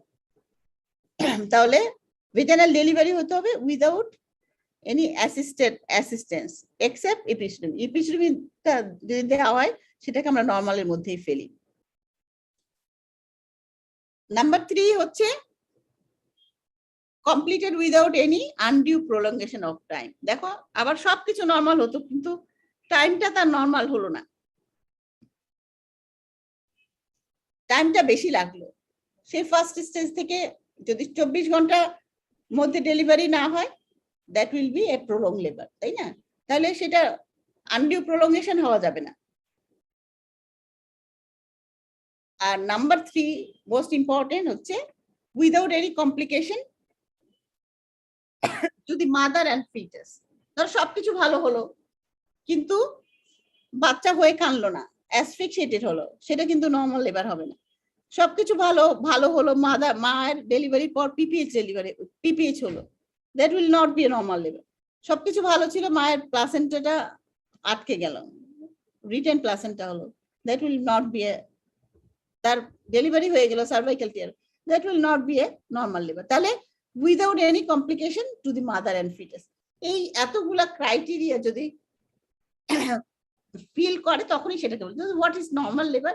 তাহলে বলতে হবে যে ইটস এ রেট্রোস্পেক্টিভ। এটা কিন্তু লেবার কমপ্লিট না হওয়া পর্যন্ত পেশেন্ট একটা লেবারে আছে, সেকেন্ড স্টেজে, ফার্স্ট স্টেজে, বলে এটা কি নর্মাল লেবার, আমরা কিন্তু বলতে পারবো না যে লেবারটা পুরোটা নর্মাল হলো কিনা আনটিল ডেলিভারি ইজ কমপ্লিট। তাহলে normal delivery, it is A retrospective diagnosis after completion of the delivery of the fetus if the labor or the delivery fulfill the following characteristics, then will be called a normal labor, and these are the criteria. ঠিক আছে?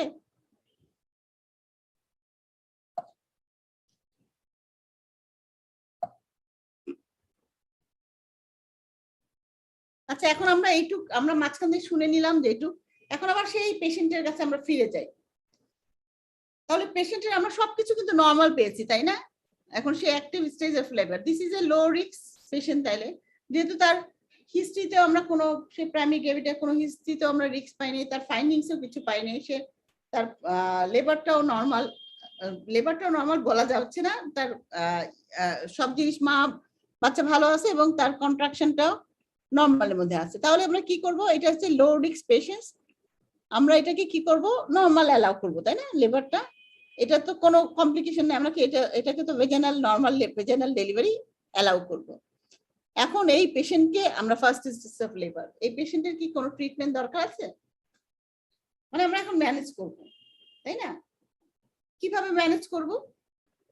অথবা treatment, এটাকে বলি না আমরা manage বলি, কিন্তু সেটা তো ট্রিটমেন্ট, তাই না? একটা নর্মাল লেবার যার নর্মালি সবকিছু হবে, তার কি কোনো কিছু করার দরকার আছে? অবশ্যই দরকার আছে, তাই না? একটা ম্যানেজমেন্ট। তাহলে আমরা কিভাবে ম্যানেজ করব? আমি তোমাদেরকে ম্যানেজমেন্টের একটা প্রিন্সিপাল গুলো বলবো। এখানে একদম ম্যানেজমেন্ট কিন্তু অনেক বড়, তাই না? পেশেন্টের এক একটা জিনিস তোমার এক একবার আসবে, আমি জাস্ট প্রিন্সিপাল গুলা তোমাদেরকে বলবো, যে প্রিন্সিপাল গুলো আমরা মেনে চলবো। তার মধ্যে মোস্ট ইম্পর্টেন্ট যেটা আমরা একদমই করি না, খুবই কম করা হয় যেটা পেশেন্টের, সেটা হচ্ছে রেসপেক্টফুল ম্যাটারনিটি কেয়ার, আরএমসি বলা হয়, তাই না? রেসপেক্টফুল ম্যাটারনিটি কেয়ার, এটা কি মিন করে? আমাদেরকে কিছু তাকে, যখন পেশেন্টটা লেবারে থাকবে, লেবার পেইন কেমন সেটা তো যার না হচ্ছে সে বলতে পারবে না, তাই না? পেশেন্ট একটা ডিস্ট্রেস কন্ডিশনে থাকে, সেই পেশেন্টকে ম্যানেজ করার জন্য সবচেয়ে ইম্পর্টেন্ট পার্ট হচ্ছে রেসপেক্টফুল ম্যাটারনিটি কেয়ার। তাহলে এটা আমরা কিভাবে মেনটেন করব? এবং এই রেসপেক্টফুল ম্যাটারনিটি কেয়ারটা থ্রু আউট দ্য লেবার, তার লেবার পেইন শুরু হওয়ার পর থেকে একদম ডেলিভারি পর্যন্ত এটা মেনটেন করবে। This is the most neglected part of our management. আমরা কিন্তু ম্যানেজমেন্টের সময় এইসব চিন্তা করি না। পেশেন্টের আরে ডেলিভারি হবে, ব্যথা হচ্ছে কেন পেশেন্ট চিল্লাচ্ছে, আমরা বিরক্ত হই অনেক সময়, তাই না? কিন্তু সেগুলা হচ্ছে করা যাবে না। পেশেন্ট যেভাবে হোক, পেশেন্টের ডিস্ট্রেসের মতো তো আর কারো হচ্ছে না, পেশেন্ট খুবই ডিস্ট্রেস, এবং সেইটা যদি আমরা না ম্যানেজ করি দেন পেশেন্ট কোঅপারেট করবে না, পেশেন্টের ভেজানাল ডেলিভারি সম্ভব হবে না। আমাদের এইম কি? আমাদের নর্মাল ডেলিভারিটা, আমাদের বেশিরভাগই তো নর্মালি ডেলিভারি হয়, কিন্তু পেশেন্টকে যদি আমরা ঠিক মতো ম্যানেজ না করতে, মনে হয় যে এটা তো নর্মাল ডেলিভারি, তাই না, it's a normal delivery, patient normally বাচ্চা হয়ে যাবে, এত সহজ না, তাই না? সেটাকে করতে হলে পেশেন্টের কোঅপারেশন লাগে, আমাদেরও কোঅপারেশন লাগবে, এবং তার মধ্যে ইম্পর্টেন্ট পার্ট হচ্ছে respectful maternity care. It includes এগুলোর মধ্যে কি কি জিনিস করতে হবে পেশেন্টকে। প্রথম যেটা একটা ইম্পর্টেন্ট জিনিস, সেটা পেশেন্টকে ইমোশনাল সাপোর্ট। সেই সাপোর্টটা কিন্তু আমরা আমাদের কাছে কি, পেশেন্ট আসে দেখি এখন ডেলিভারি সময় হতেছে, আমরা কিন্তু তার আপন কেউ না, তাই না? আমাদেরকে পেশেন্ট কিন্তু অত আপন কখনোই মনে করবে না, জানে যে আমার কাছে আসছে, তার দরকার আছে, তাই না? তাহলে সেই ইমোশনাল সাপোর্ট আমরা অবশ্যই কথার মাধ্যমে তাকে এনকারেজ করবো, প্রেজ করবো, এগুলোর মাধ্যমে ইমোশনাল সাপোর্ট দেবো, কিন্তু তার মেইন সাপোর্টটা দিতে হবে তাদের একজন পার্সোনাল কেউ। সেই জন্য একটা লেবারে যখন পেশেন্ট থাকে, আমাদেরকে অ্যালাউ করতে হবে তার একজন পার্সোনাল সাপোর্টকে। সেটা পেশেন্ট যাকে চায়, সেটা হতে পারে তার মা, হতে পারে তার হাজবেন্ড, হতে পারে তার মাদার ইন ল অথবা সিস্টার, যে কেউ একজনকে অ্যালাউ করতে হবে তার পাশে থাকতে during the whole process of labour. এবং তার কি কাজ হবে, সে তাকে তার ইমোশনাল সাপোর্ট দিবে, সে শুধু বসেও থাকবে না, তার পাশে থাকবে, তার কি হবে, তার রেসপন্স করবে, তার ফেস, তাকে তার মুখের ঘাম মুছিয়ে দেবে যখন হবে, যখন তার ব্যাক পেইন হবে তখন তাকে রাবিং করবে ব্যাক পেইনে, তাকে পেশেন্টকে আমরা সবসময় অ্যাম্বুলেন্স থাকতে হবে, তাকে ধরে ধরে নিয়ে যাবে, হাঁটাবে। আমরাও তো এইসব জিনিসগুলো ডাক্তাররা না করলেও মিডওয়াইফারি আছে, আমাদের ডিফারেন্ট লেভেলের মানুষ আছে, তারা করতে পারবে, কিন্তু কখনোই পেশেন্ট সেই সাপোর্টটা ফিল করবে না যখন তার নিজের পার্সোনাল কেউ থাকবে।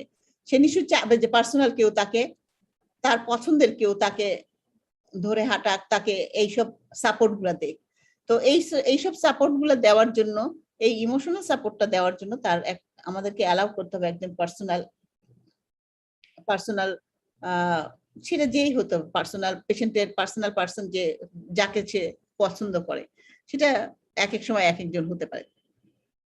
নাম্বার 2 হচ্ছে কি, পেশেন্টকে সবসময় আমরা কি করি, আমরা ডাক্তাররা যাই, স্টাফরা যায়, এক সময় ডিফারেন্ট লেভেলের লোকদের তো করতে হয়, নার্সরা যায়, তারপরে এরাও ক্লিন করতে যায়, সবাইকে কি করতে হবে, পেশেন্টকে যখন যে পেশেন্টকে প্রেইজ করতে হবে, যে সে যে এত লেবার পেইনটা সহ্য করতেছে, তাকে সেই জন্য তাকে প্রেইজ করতে হবে, এনকারেজ করতে হবে, হ্যাঁ তুমি অনেক ভালো, তুমি যে পেইনটা কি যেন বলো সহ্য করতেছো, সবসময় প্রতিটা কথার মধ্যে তাকে এনকারেজ করতে হবে, তাকে রিঅ্যাসুরেন্স দেবে, তোমার যে এত ভালো সুন্দর ব্যথা হচ্ছে, দেখবা তোমার একটু পরে ডেলিভারি হয়ে যাচ্ছে।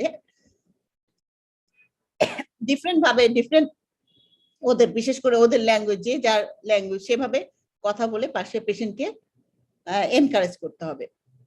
এবং পেশেন্টের যে প্রোগ্রেস অফ লেবার, প্রতিটা প্রোগ্রেস দেখতে হয়। তো আমি দেখলাম, হ্যাঁ আচ্ছা দেখলাম, পেশেন্টকে জানাতে হবে, হ্যাঁ তোমার তো ভালোই কন্ট্রাকশন হচ্ছে, তোমার তো বাচ্চা নিচের দিকে নামছে, তোমার ফিটাল হার্ট, তোমার বাচ্চার কন্ডিশন ভালো আছে। পেশেন্টকে শুধু বললে মানে পেশেন্ট হয়তো আমরা বলবো পেশেন্ট এগুলো কি বুঝে, হয়তো বলে তোমার জ্বরের মুখ খুলে যাচ্ছে, ঠিক মতো খুলতেছে, অনেক সময় আমরা বলি না, কথা বলি না, তাই না? এবার যে পেশেন্ট কি এগুলো বোঝার কি দরকার আছে, কিন্তু পেশেন্টের তাহলে তো সে এনকারেজ ফিল করবে না, তাই না? সে কোঅপারেট করবে না যখন বুঝবে যে হ্যাঁ তার তো ঠিক মতো হচ্ছে।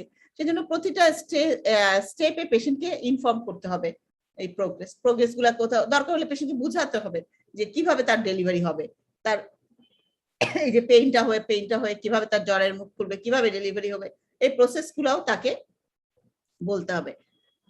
আর একটা হচ্ছে গুড কমিউনিকেশন, সেটা একই জিনিস, যে সাপোর্ট বাই দিস স্টাফ, সবসময় কমিউনিকেট করতে হবে।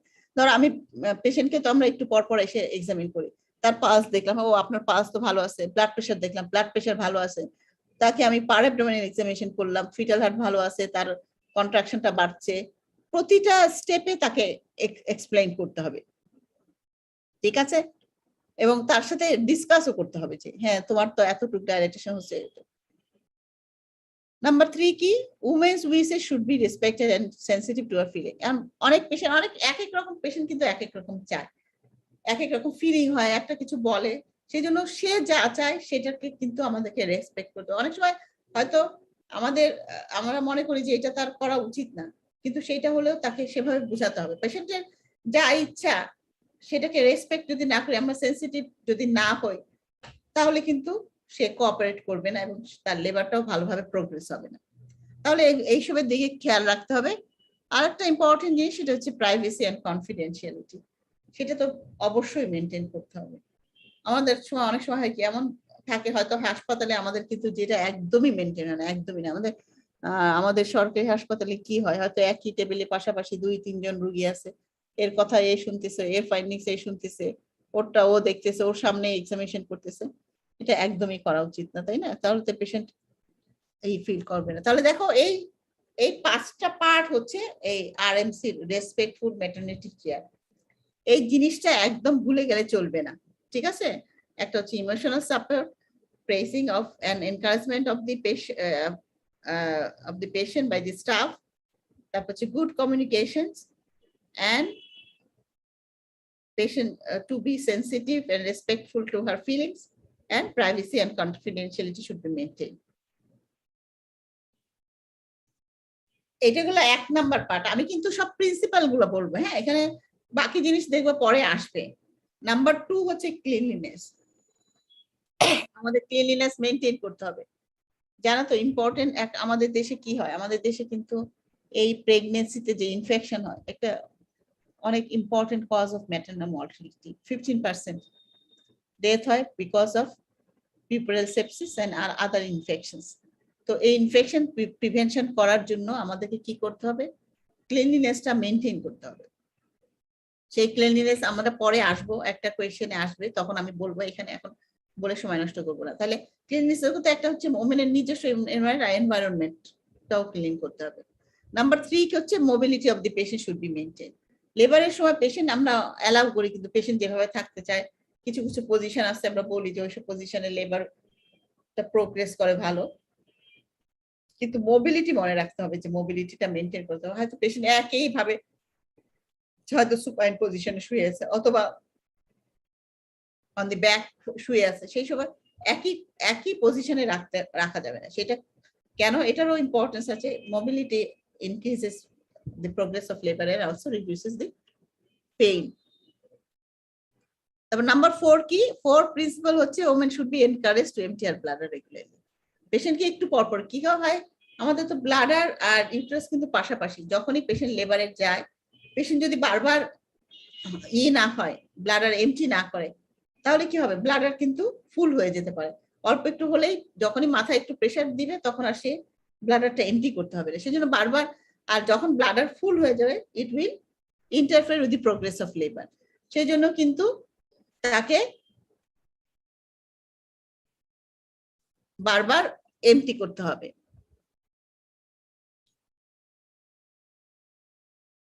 এটার মধ্যে আমি একটা জিনিস বলে রাখি, অনেকে কি করে, এই জিনিসটা যদি না করে, যেটা খুবই খারাপ জিনিস হয়, কি হয়, কতক্ষণ পরে পেশেন্টের ব্লাডারটা ফুল হয়ে যায়, তখন কি করে, পেশেন্ট কিছুতেই আর করতে পারে না, তখন একটা ক্যাথেটার দিয়ে দেওয়া হয়, তাই না? এটা হচ্ছে কখনোই করা উচিত না, খুবই খারাপ কাজ। একটা ক্যাথেটার দিয়ে একটা ইনফেকশন হয়ে গেলে ইউটিআই হয়ে যায় পেশেন্টের। সেজন্য never do a catheter during a normal process of labour. পেশেন্টকে বারবার করতে হবে। যদি পেশেন্টকে আমরা এনকারেজ করি একটু পর পর যে তাকে নেই, যখনই তার ব্লাডার ফুল হয়ে যাবে, তাহলে কিন্তু আর এটা করা লাগে না। তো ম্যানেজমেন্টে কিন্তু এইসব পেশেন্টকে তোমার কোনো অপারেশন করতে হবে, ওষুধ দিতে হবে, এইসব করতে হবে, সেইটা না, কিন্তু তাকে এইসব জিনিসগুলা মেনটেন করতে হবে। Nutrition should be maintain through out the labour. অনেক সময় কি হয়, পেশেন্ট ডিস্ট্রেসে থাকে, খেতে চায় না, কিন্তু অনেক সময় একটু বমি টমি হয়, কিছু তো পেশেন্টকে এনকারেজ করতে হবে। কারণ পেশেন্ট যদি না খেয়ে থাকে, তাহলে যদি পেশেন্ট কি হবে, পেশেন্ট উইক হয়ে যাবে। যখন বিয়ার ডাউন ইফোর্ট কিন্তু একটা ওয়ার্ক, বলছি না, সেটা তো ওয়ার্ক। লেবার করতে তো এনার্জি লাগবে, সেই এনার্জিটা যদি সে স্টোর না করে, না খায়, তাহলে কিন্তু সেই এনার্জিটা দিবে না, তখন দেখা যাবে লেবারটা প্রবলেম হচ্ছে। আচ্ছা, তোমাদের তো, আমাকে তো 1 ঘন্টা ক্লাস নেওয়ার কথা ছিল, তো তোমাদের তো একটাতেই এখনই 10টা বেজে গেছে।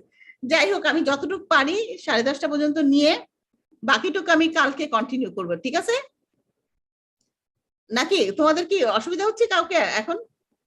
জি না ম্যাম, ঠিক আছে। না ম্যাম, সমস্যা নাই। এখানে কি সময় কোনো লিমিট করতে হবে আমাকে? আমি তাহলে না না ম্যাডাম, ঠিক আছে ম্যাডাম।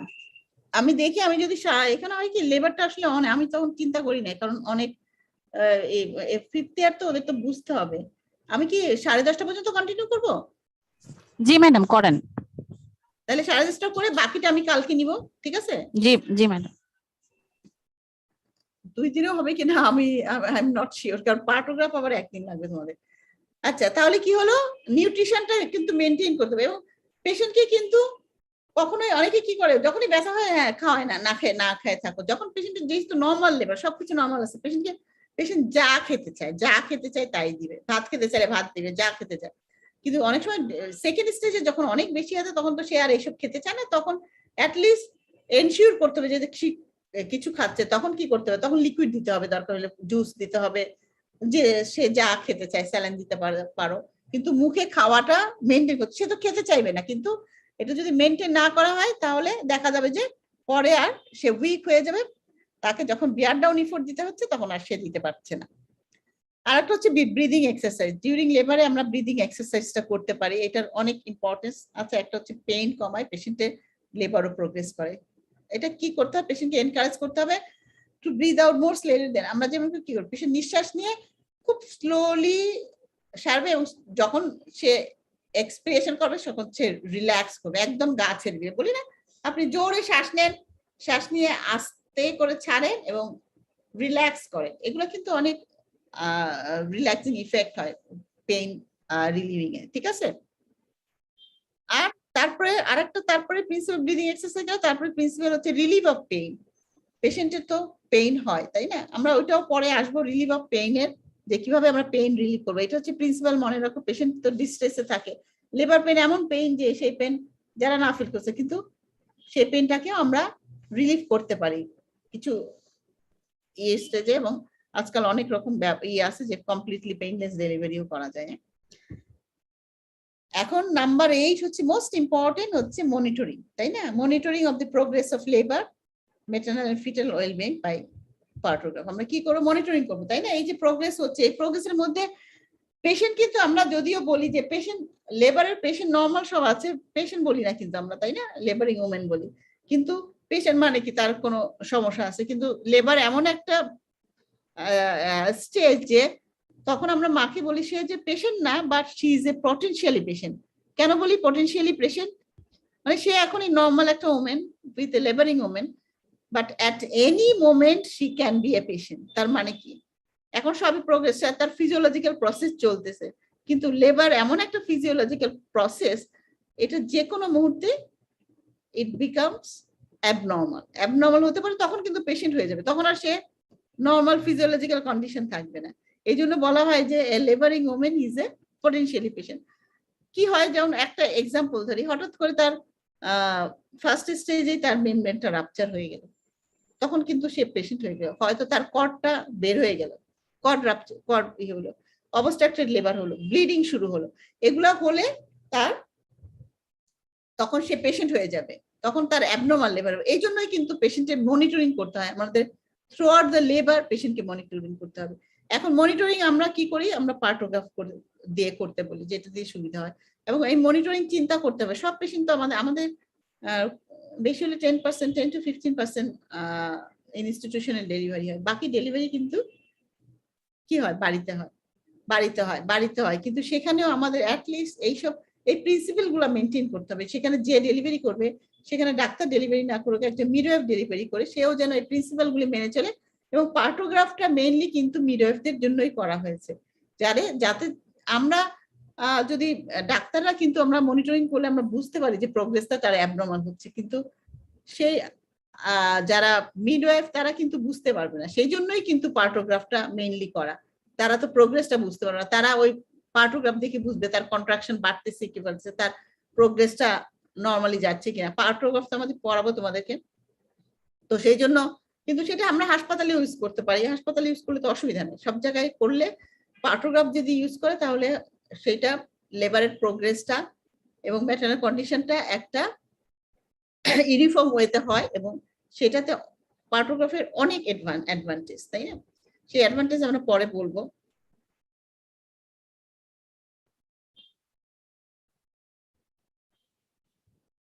এখন তো পার্টোগ্রাফ চলে আসছে, আমি কি আজকে অফ করে দিব নাকি পার্টোগ্রাফ শুরু করব?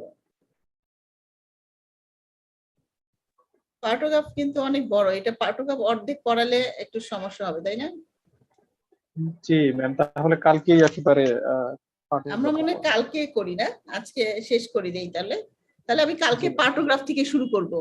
আর হয় কি পার্টোগ্রাফও কিন্তু পড়াটা একটু ডিফিকাল্ট এই অনলাইনে পড়া, বিকজ তোমরা তো পার্টোগ্রাফ এটা দেখতে হবে, তোমরা বুঝতে না পারলে নিজেকে সবাই, সেই জন্য সবাই সামনে একটা আহ, সামনে একটা সামনে একটা পার্টোগ্রাফ নিয়ে নিবা, তাই না? ওই যে হু মডিফাইড পার্টোগ্রাফ একটা আমি কি আমার ওই বইয়ের মধ্যে কি দিয়েছি? খালি পার্টোগ্রাফ বোধহয় দেই নাই, কিন্তু সবগুলো করে দাও তোমরা। একটা খালি পার্টোগ্রাফের কাগজ রাখবে কালকে, তাহলে আর কি বুঝতে সুবিধা হবে। না হলে আমি তো ওটা হাতে কলমে দেখাতে পারবো না, আমি হয়তো কিছু ছবি দেখাবো, তোমরা ওটা দেখলে বুঝতে পারবে। এখন সবচেয়ে ইম্পর্টেন্ট যে এতক্ষণ পর্যন্ত আমি বকবক করে গেলাম, এখন বলো তোমাদের তোমাদের কোথাও কোনো কোয়েশ্চেন আছে কিনা? কোয়েশ্চেন আছে কিনা, কিছু বুঝতে অসুবিধা হচ্ছে কিনা? আমি এই 10 মিনিট, কেউ করতে গেলে আনমিউট হয়ে প্রশ্ন করো।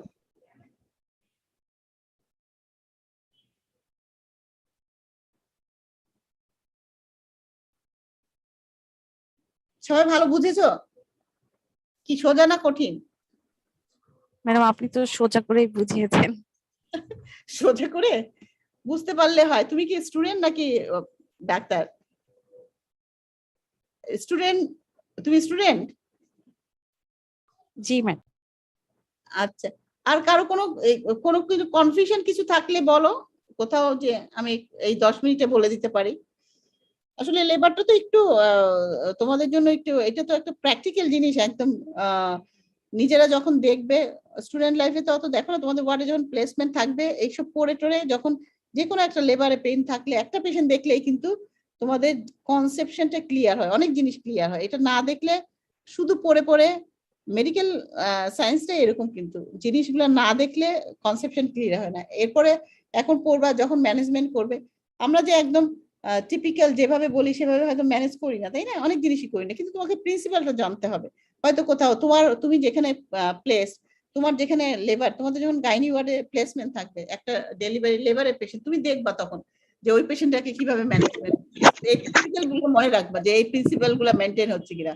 দেখবা হয়তো অর্ধেকই মেনটেন হচ্ছে না, কিন্তু তুমি তো চেষ্টা করবে যে করার মতো। আমাদের কিছু অনেক কিছু করা হয় না, তারপর তোমাদের সিনিয়রদেরকে জিজ্ঞেস করবো হয়তো এটা কিভাবে করা হচ্ছে, কেন করা হচ্ছে। তাহলে কি তুমি জানো আর না জানো, তোমাকে তো পরীক্ষার হলে তো এগুলো বলতে হবে, তাই না?